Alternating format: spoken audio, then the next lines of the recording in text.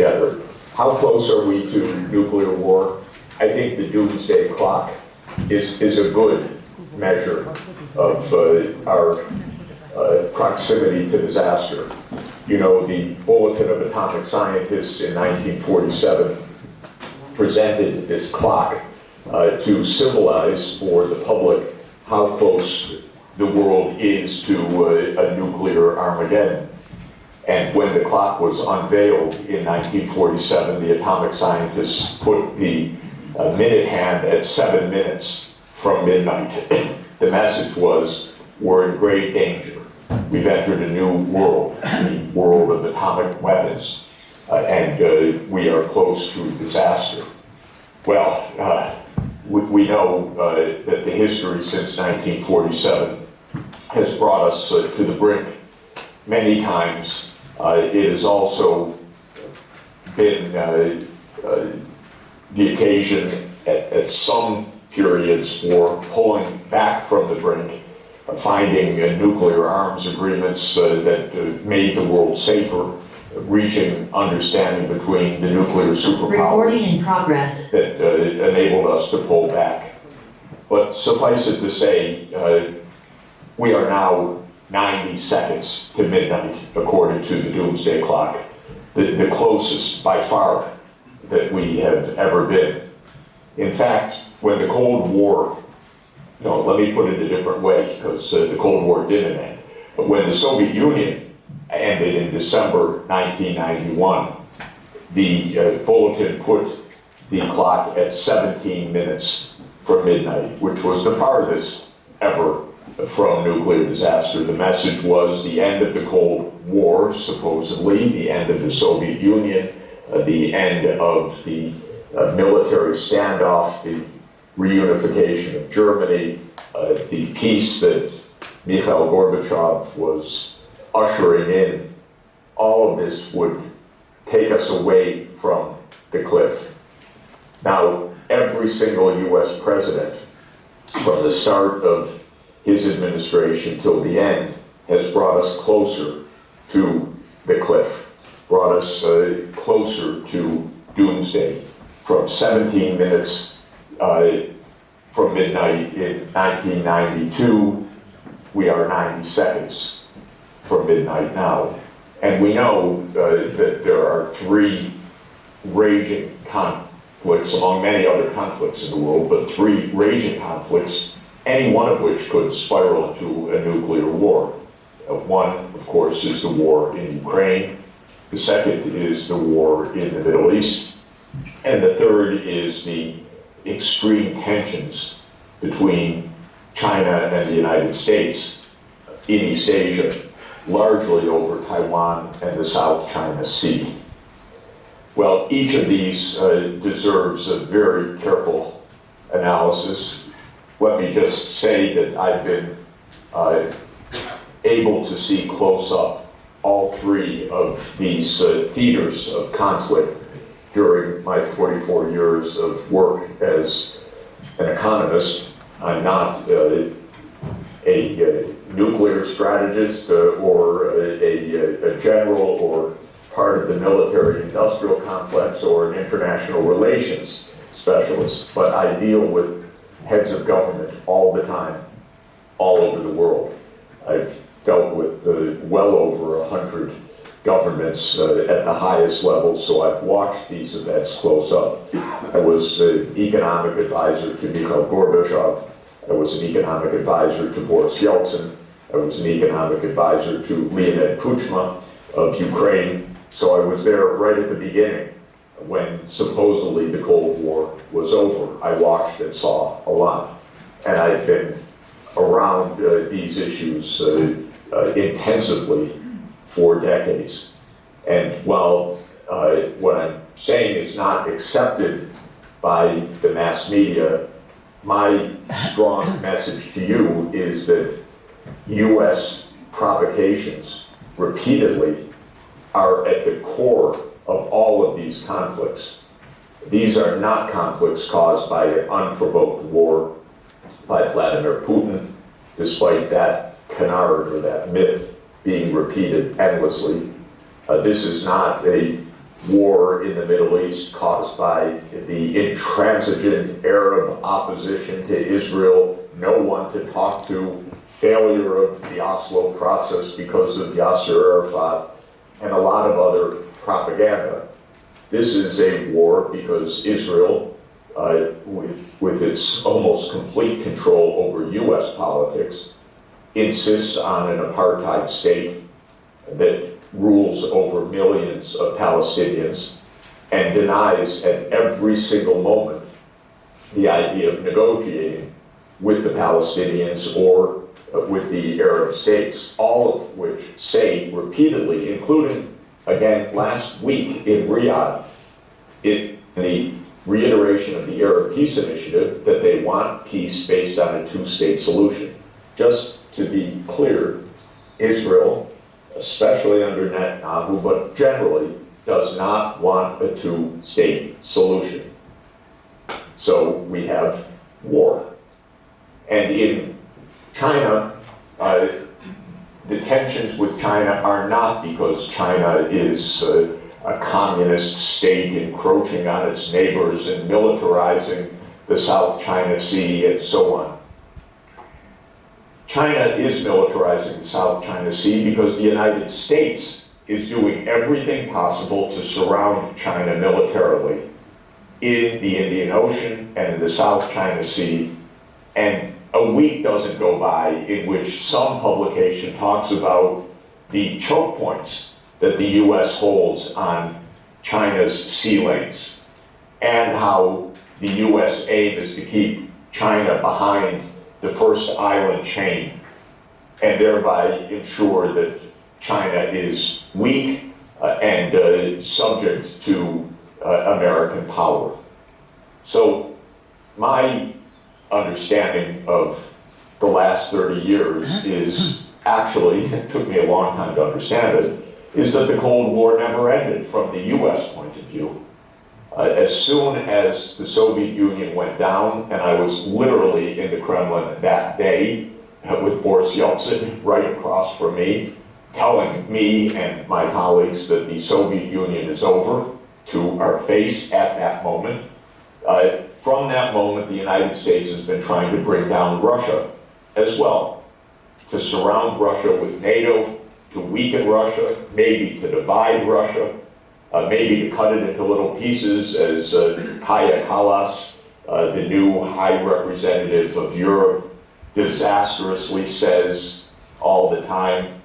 She's supposed to be a diplomat, not a warmonger, and not somebody to get us into World War III or nuclear Armageddon.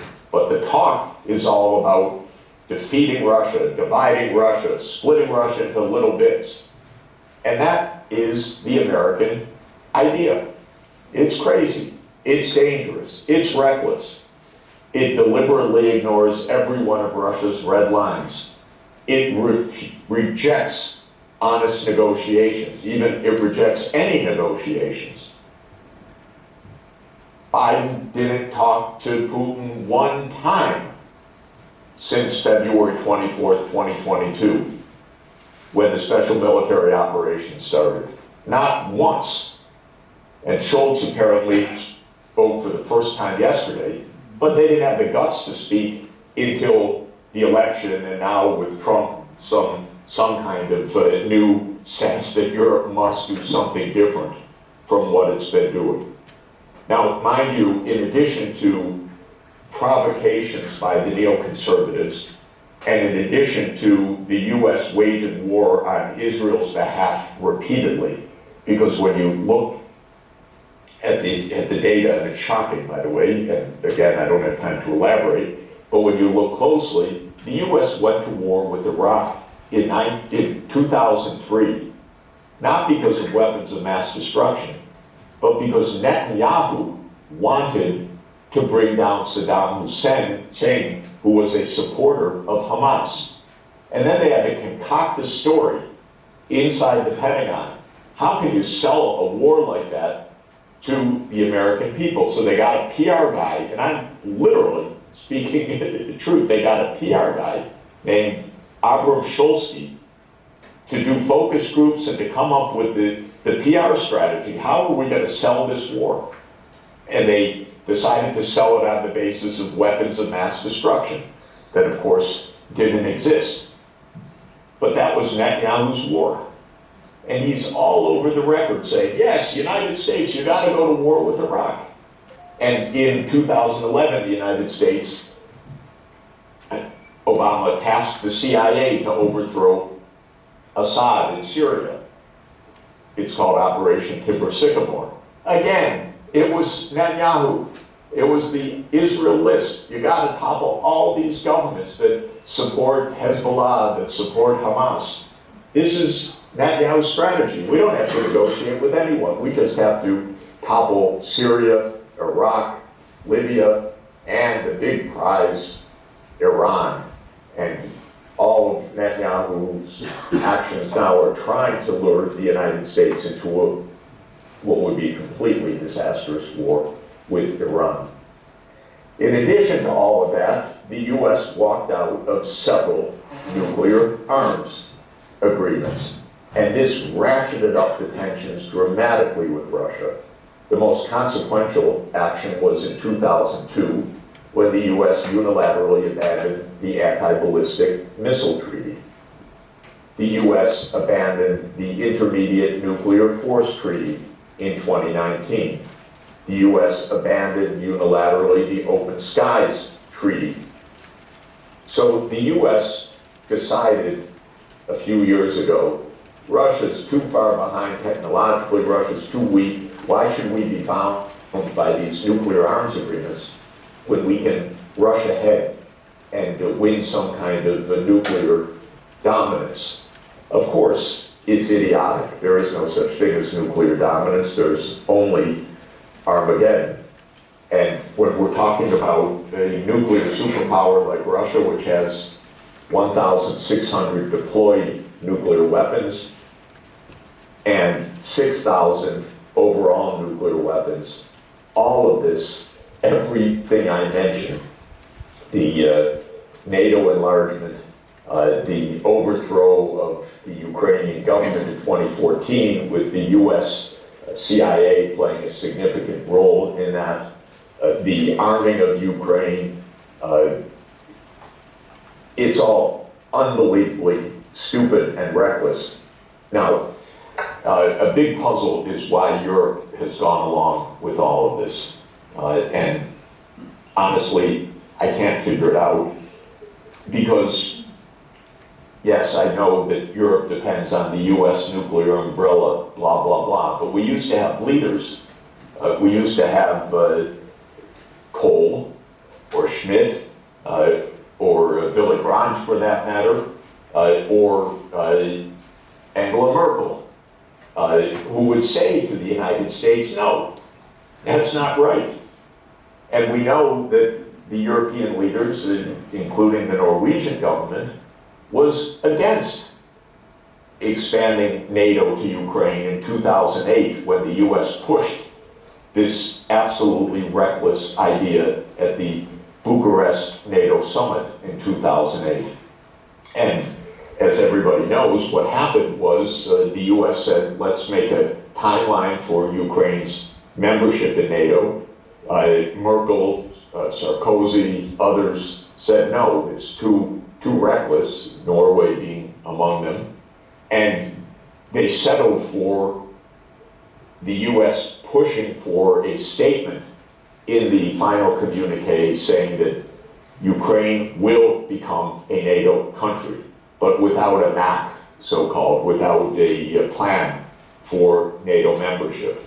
But that set us on the path to this war. And Europe just refuses to be honest about any of this. No European leader other than Viktor Orban and Robert Fico of Slovakia speak honestly. And I know privately, many of them agree with things I'm saying. Maybe not all of it, but they agree with a lot of it, and they don't say it publicly. And this is really Europe's terrible behavior right now. The lying, the prevarication, the hiding behind the US is awful.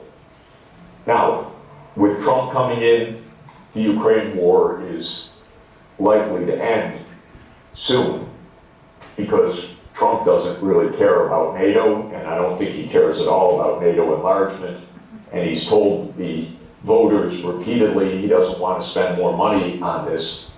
And I assume that Europe will be smart enough to not continue this disastrous course on its own, and it's impossible. Europe doesn't have anything like the weapons available or the finances available to support Ukraine for a moment anyway, without the United States. And even with the United States, none of it's working. For Russia, this is an existential issue.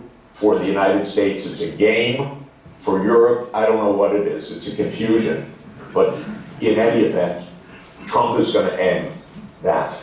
How it ends, whether it's extraordinarily messy or not, depends on the understanding and skills of the American side, which is never highly predictable, by the way.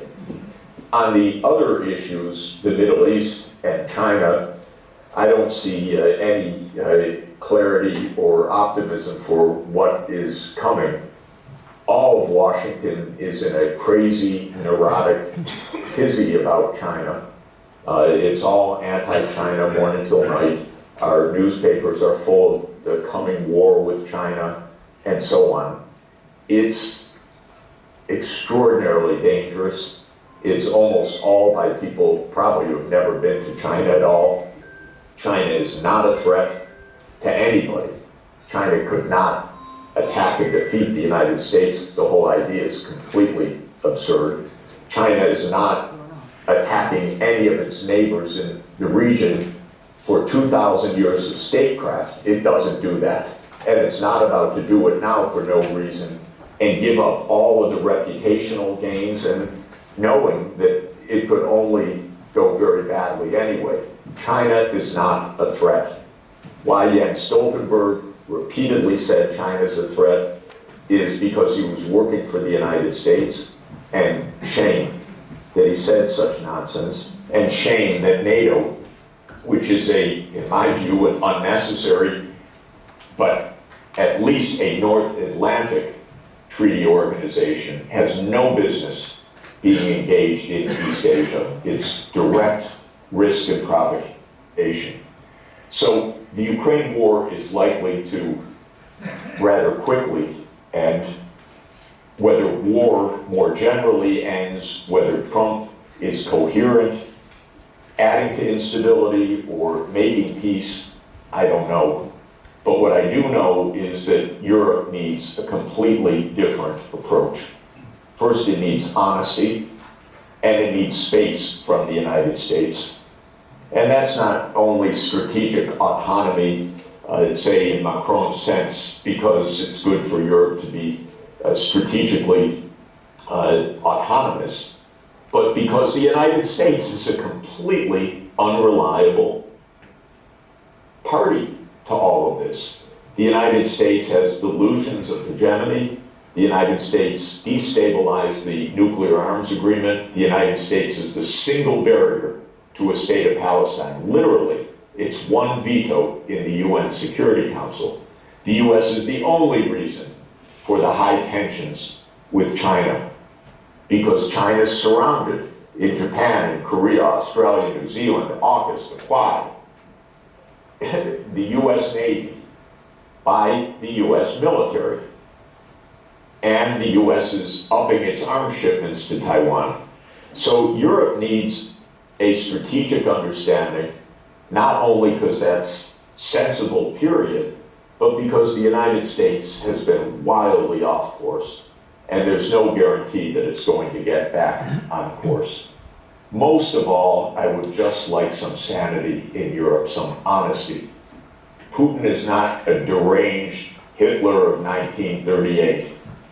This war had reasons, you can track them in detail. The United States shouldn't be provoking at every step. Ukraine can and should be a neutral country, and it would be safe as a neutral country because no one would have any incentive to destabilize a neutral country. The neutrality would meet Russia's security interests, and it would meet the West's security interests. And while Norway's not part of the EU really lost its way by thinking that the EU and NATO are the same thing. They're different. First, NATO is a military alliance that I think has no particular purpose anymore. But second, the EU is an economic and social union, and we should keep the two distinct in the interest of peace. So let me thank you for just allowing me to make these few brief remarks.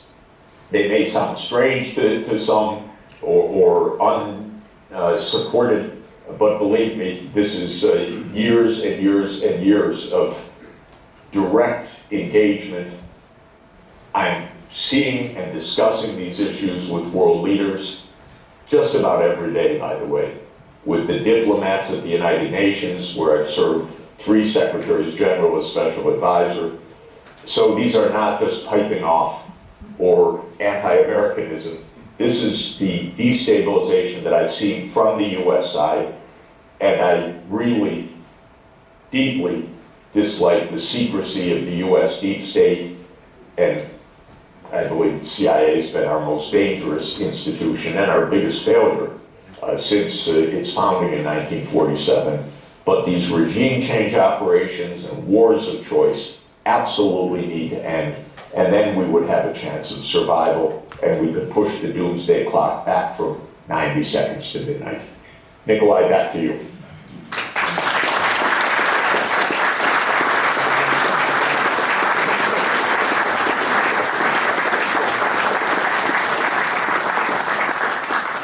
Thank you very much. I know that you are short of time, but can I ask a few questions to you? Sure. Okay. So you said that U.S. provocation is behind all these hot wars or conflicts. Do you think there's people in the leadership of U.S. that really wants to push for a nuclear war? That's one question. Yeah. And the other one, you mentioned that European leaders you talk to, they can agree with you, but they don't speak out. So why don't they?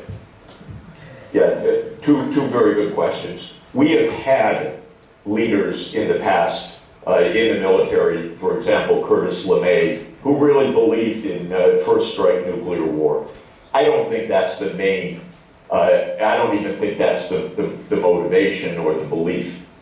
What I think is that American strategists became drunk on American power after 1991. And you could read, for example, in the global, the Grand Chessboard, written by Zbigniew Brzezinski in 1997, a good chapter that explains all of this. Now, he was on the wrong side, he reached the wrong conclusion, but the chapter explains if we proceed with NATO enlargement, Russia has no choice but to accede to American power. So the Americans are playing a game. They're playing a game of chicken. They believe that America has the dominant power, even the full spectrum dominance. They don't want nuclear war. They never thought it would come to that. They thought that Putin would never escalate the way he did, that if he did, American financial sanctions would tank the economy, that if that didn't work, the HIMARS and the attack of missiles would do it, that if that didn't work, the loss of lives in Russia would destabilize the regime. If that didn't work, someone like Prigozhin would come along and try to overthrow Putin. In other words, these people are fantasists. And they talk to each other and they play strategic games. So they're not aiming for nuclear war, they're aiming for winning a game. And it is viewed as a game because they don't even talk about the 600,000 Ukrainians dead as a result of their little game. And they'll wipe their hands of it probably under Trump, and we'll never hear about Ukraine again in the United States because there's no deep interest in any of this by the American people. So I think that it's not that they want nuclear war, it's that they thought that America is so powerful, it can get its way. Now they're waking up to reality. They thought Russia was, as they used to call it, a gas station with nuclear weapons. Not quite. They thought that China was a country of rice-growing villages. Not quite. They thought that Iran was a country of mullahs, not a country of hypersonic missiles. So they're having to recalibrate all of this. And I'm hoping that maybe Trump and Vance will bring in people that can recalibrate. That's the hope. No guarantee. 5 presidencies, no recalibration. But this is really the hope. When it comes to the European leaders, it's just the damnedest thing. It's so strange. I've had a conversation with, a head of state one day, and then the next day they say the opposite to what they said to me in private. I can't really explain it. One leader in Europe said to me that, they treat us like children in Washington. I was shocked by the statement, not because they treat the European leaders like children, but because first he would say it to me, and second, that they would let themselves be treated like children. Europe doesn't have to be treated like a child. It's ridiculous. So Europe has a lot more power, but it actually does require coherence of Germany, France, Italy at the core, because these are the big countries. Britain is hopeless, because Britain just kind of signed away all free will sometime around 1945 to the United States. And that was the goal, that was the plan. I think the British think that they're winning because really they control the American state. I don't know. But anyway, Britain is hopeless. Look at Starmer. First thing he does, first day, flies to Kiev. Next week, he flies to Washington to say that the US should strike deep missile strikes inside Russia. What a shame. It's a Labour Prime Minister, for God's sake. So I can't answer the question. And I can only tell you, when Tucker Carlson asked Putin that question, Putin said, I don't know. He asked him, why is Schultz so quiet? Why does Schultz stand there when the US blows up Nord Stream? And Putin said, I don't know. So it's pretty interesting. Okay, I think we have 2 questions from the audience. Can we have that to Jeffrey? Yeah. Yeah? Someone else? Okay. Wow. So this is from Olav Thunander. He's one of the speakers later today. Great. Yeah. Yes, I want to continue about the British question. And I listened to the former head of the Royal United Services Institute, Michael Clark, and he said that we had to use these Storm Shadow and similar missiles against Russia, and not just 20 or 30 or something like that, but several hundred. This is the only way to change the situation on the ground.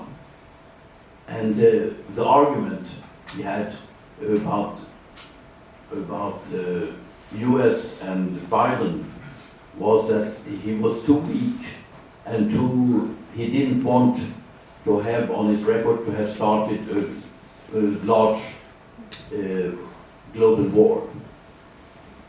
But from the British point of view, this seemed to be less of a problem. How do you look at the US-British relationship in this thing? I've come to the conclusion that the British are absolutely out of their minds. I was tricked for most of my 70 years because they speak English so beautifully. And they're absolutely out of their minds. They had too many centuries of dominance. They make no sense at all. And I've seen it time and again now. They're reckless. And this is MI6, this is the Foreign Office, this is the military, this is these think tanks, completely reckless. And I think it is just the reverie of empire, too long, too far. It's an interesting sign. It still hasn't gone away 80 years after the end of the British Empire. But that's my own interpretation of this.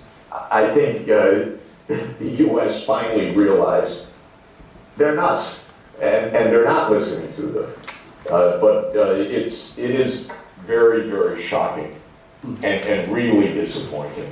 But it is what I'm seeing all the time in recent years.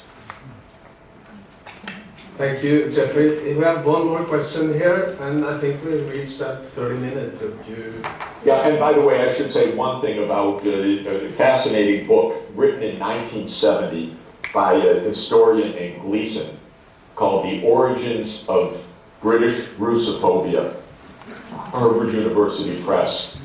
And in 1970, this historian tries to understand how is it that the British, who were allies of Russia in the war against Napoleon, became enemies of Russia within basically 25 years. And so the book traces every word, every step. And the answer is no reason. The Russophobia was not because of Russia's behavior. The Russophobia was Russia is large, and the British Empire wants to dominate, and a large country is a threat to British dominance, period.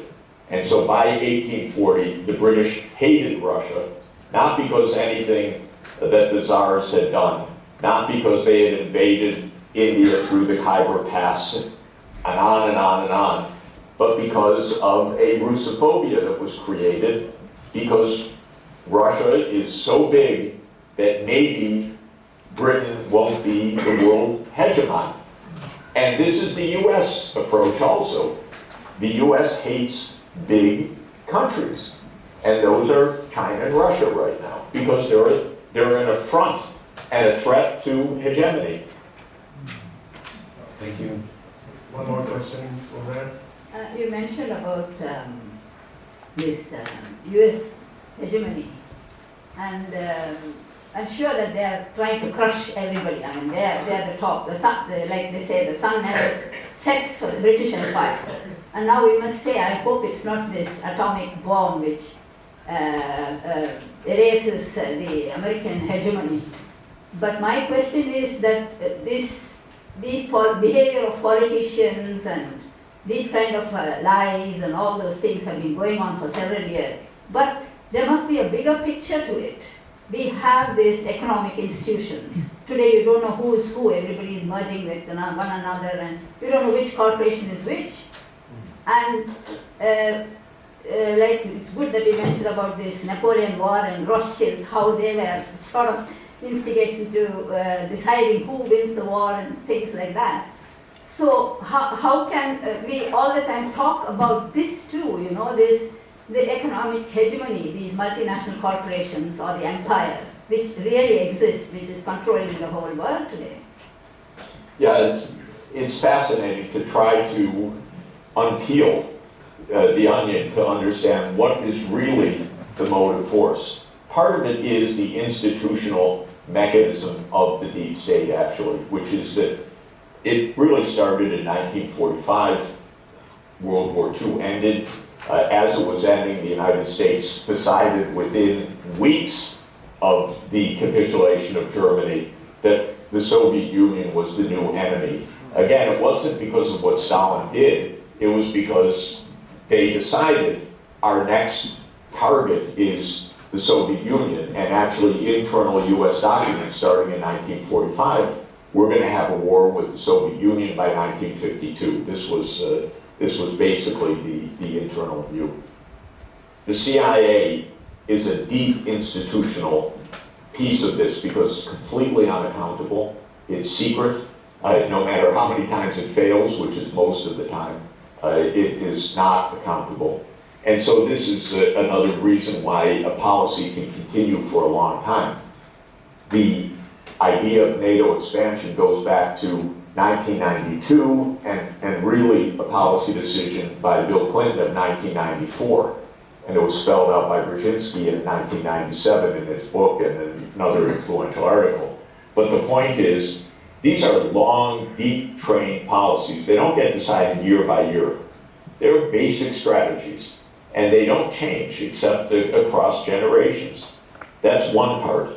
Second, who do they represent? Well, partly themselves, partly the military-industrial complex, partly big money. Definitely, big money more generally is a part of the story. America wants control over markets everywhere. And so it wants to make sure that the resources flow in the right way, the oil flows in the right way, the pipelines go to the right places. This is an ancient story, but it's also part of the story. And I think that it's true that both economic interests, deep state, grandeur, stupidity, ignorance, arrogance, all play a mix in this. But the important point has been continuity of policy. Biden didn't invent anything. He continued policies that had been in train for 30 years. He was completely incompetent. But anyway, he continued those policies. So I think it's a mix of inertia, unaccountability, bravado, military-industrial complex, narrow financial interests, and overall financial interests. Thank you. Can we have the last question, Jeffrey? Then I should run, so if it's quick. very quick. Well, good afternoon to you and other people. I hope the situation is calm right now. But there's political hysteria to me.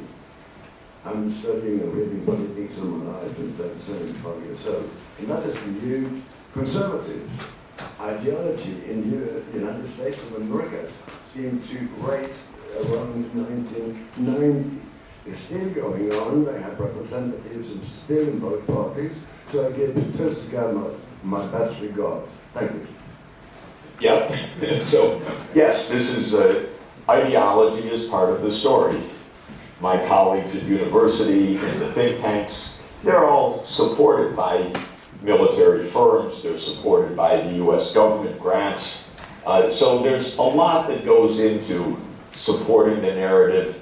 The newspapers, such as they are, and it's unbelievable how bad the New York Times is. It's a lie a minute. I can't even read the paper at all. Not for facts. I only read it to try to understand once in a while what other people are looking at. Otherwise, I find it completely awful and undigestible. So the ideological part of this is real and continues. My colleagues at Columbia University are Hillary Clinton and Victoria Nuland. I'm surrounded by neocons. They're a big part of this story. So this is, I'm hoping it would be incredible. It's not completely impossible. It's far from assured that Trump will change something of this. There's a very interesting interview of Vladimir Putin in Figaro in 2017, where he says, he said by that point that he had dealt with 3 US presidents, and he said, they come into office with ideas, then men in dark suits and blue ties come to tell them how the world really is, and you never hear of those ideas again. And so this is a pretty experienced, hard-nosed guy describing his view of American government as being deep state dominated, and there's no doubt a lot of truth to that. So we have to keep our seatbelts on. But I'm telling you, if European leaders would speak out and tell the truth and tell what they know in private, it would make a world of difference. Thank you very much.